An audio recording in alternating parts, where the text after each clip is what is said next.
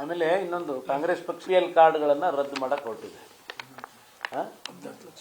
ಅಲ್ಲ 22 11 ಲಕ್ಷ ಈಗ BPL to APL ಅಂತ ಹೇಳ್ತಾರೆ. ಅವ್ರವರಲ್ಲಿ ಗೊಂದಲ ಇದೆ. ಕಾರ್ಡ್ಗಳು ಕೊಟ್ಟವ್ರು ಯಾರು? ಇವರೇ. ಕಾರ್ಡ್ಗಳನ್ನ ಆಯ್ತು 1.5 ವರ್ಷದಿಂದ ಯಾಕೆ ಸುಮ್ಮನಿದ್ರಿ?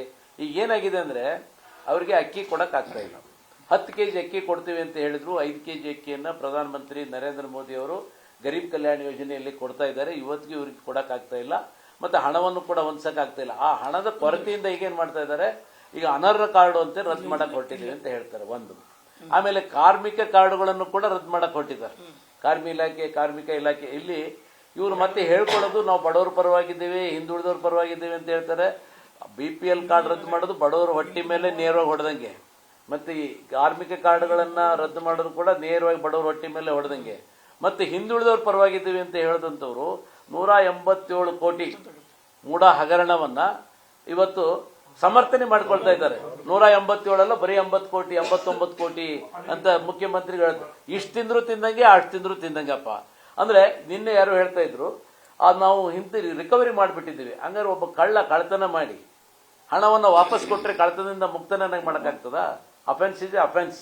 ಒಂದ್ಸರಿ ಅಪರಾಧ ಆದ್ರೆ ಅದಕ್ಕೆ ಶಿಕ್ಷೆ ಆಗ್ಲೇಬೇಕು. ಇವತ್ತು ಅದನ್ನು ಕೂಡ ಇವತ್ತು ಸಮರ್ಥನೆ ಮಾಡಿಕೊಂಡು ಆ ನಾಗೇಂದ್ರ ಅನ್ನೋಂಥ ಒಬ್ಬ ಮಂತ್ರಿ ಜೈಲಿಗೆ ಹೋಗಿ ಬಂದ ಮೇಲೆ ಮತ್ತೆ ಮುಖ್ಯಮಂತ್ರಿಗಳು ಹೇಳ್ತಾರೆ ಅವ್ರನ್ನ ಮತ್ತೆ ಮಂತ್ರಿ ಮಾಡ್ತೀವಿ ಅಂತ. ಅಂದ್ರೆ ಇವತ್ತು ಪರಿಶಿಷ್ಟ ಪಂಗಡದವರ ಹಣವನ್ನ ಹೊಡೆದು ಜೈಲಿಗೆ ಹೋಗಿ ಬಂದ ಮಂತ್ರಿನೇ ಮತ್ತೆ ಮಂತ್ರಿ ಮಾಡ್ತೀವಿ ಅಂತಂದ್ರೆ ನಿಮಗೆ ಆ ಪರಿಶಿಷ್ಟ ಜಾತಿ ಪರಿಶಿಷ್ಟ ಪಂಗಡದವ್ರ ಬಗ್ಗೆ ಎಷ್ಟು ಪ್ರೀತಿ ಇದೆ? ಈ ಡಾಂಬರಿಕ ನಾಟಕೀಯವಾಗಿ ಅಲ್ಪ ಅಹಿಂದ ಅಂತ ಹೇಳ್ಕೊಂಡು ಅಹಿಂದ ಅವರ ಕುತ್ತಿಗೆಗೆ ಕೈ ಹಾಕಿ ಹಿಚ್ಚಿಗೆ ಸಾಯಿಸಂತ ಕೆಲಸ ಇವತ್ತು ಕಾಂಗ್ರೆಸ್ ಪಕ್ಷ ಮಾಡ್ತಾ ಇದೆ. ಇದು ಇವತ್ತು ಜಗಜ್ಜಾಹೀರಾಗಿದೆ. ಜನ ದಡ್ರಿಲ್ಲ. ಇವತ್ತು ಜನ ಈ ಚುನಾವಣೆಗಳಲ್ಲಿ ಮುಂದಿನ ಈಗಾಗಲೇ MP ಚುನಾವಣೆಯಲ್ಲಿ ಬುದ್ಧಿ ಕಲಿಸಿದ್ದಾರೆ. ಮುಂದಿನ ಎಲ್ಲಾ ಚುನಾವಣೆಯಲ್ಲಿ ಕೂಡ ಕಾಂಗ್ರೆಸ್ ಪಕ್ಷಕ್ಕೆ ತಕ್ಕ ಪಾಠ ಕಲಿಸ್ತಾರೆ. ಮುಂದೂಡ್ತಾ ಹೋಗ್ತಾ ಇದ್ದಾರೆ.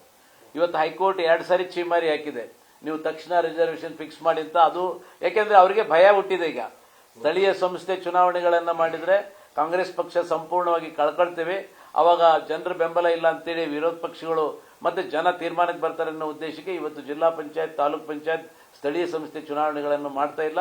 ಅವುಗಳನ್ನು ಕೂಡ ತಕ್ಷಣ ಮಾಡಬೇಕು ಅಂತ ನಾವು ಈ ಕಾಂಗ್ರೆಸ್ ಪಕ್ಷಕ್ಕೆ ಒತ್ತಾಯ ಮಾಡ್ತೀವಿ. ಅದೇ BBMP ಚುನಾವಣೆ, ಸ್ಥಳೀಯ ಸಂಸ್ಥೆಗಳು ಚುನಾವಣೆ, ಇವತ್ತು BBMP ಚುನಾವಣೆ ಮಾಡಿದ್ರೆ ಇವ್ರ ಹಣೆ ಬರ ಗೊತ್ತಾಗ್ತದೆ. ಇವತ್ತು ಎಲೆಕ್ಟ್ರಿಸಿಟಿ ಬಿಲ್ ರೇಟ್ ಜಾಸ್ತಿ ಆಗಿದೆ. ಆಮೇಲೆ ನಾವು ಏನು ಬೆಂಗಳೂರಿನ ಇವತ್ತು ಗುಂಡಿಗಳು ತಗ್ಗುಗಳು ಬಿದ್ದಿದ್ದಾವೆ, ಅವು ಯಾವಕ್ಕೂ ಕೂಡ ಯಾವ ಪರಿಹಾರ ಇಲ್ಲ. ಇವತ್ತು ಸಂಪೂರ್ಣವಾಗಿ ಕಾಂಗ್ರೆಸ್ ಪಕ್ಷ ವಿಫಲ ಆಗಿದೆ, ಆಡಳಿತದಲ್ಲಿ ಸೋತಿದೆ.